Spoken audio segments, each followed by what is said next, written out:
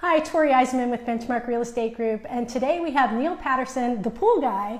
And Neil, thanks for joining us today, and tell us a little bit about pools and pool maintenance and what do people need to know about their pool? Yeah.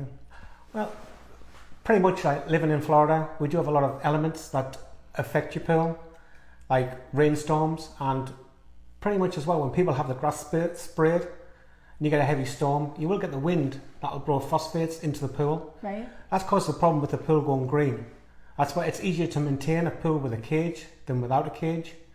But there are steps you can take to prevent this, like adding phosphate remover and keeping keeping the chemicals right, which is keeping it like 2 to 4 for chlorines, ideal swimming, 7.2 for your pH.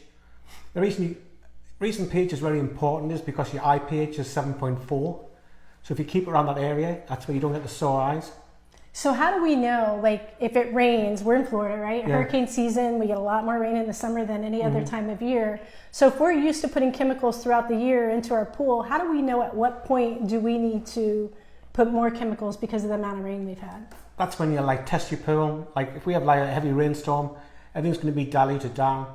Then what needs to happen, then you need to shock the pool to get that chlorine level back up to 4 to keep it safe for swimming. So when people have pools, obviously if the balance gets improper, how can that adversely affect them? That's what, you can get very sick if you're swimming in a pool with no chlorine level in it.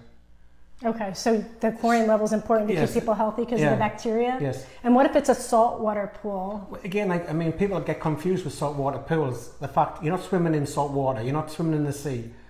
An example is the sea's like 35,000 ppm salt. Right. That's your protection there. Your saltwater pool is 3,000 ppm and you're generating salt into chlorine. Reason salt pools are better though is because a saltwater pool, like when you're adding tablets to a pool, it jumps up and down. You can go to 10, so you don't put nothing in the next week to get it back down to 5. So you've got like a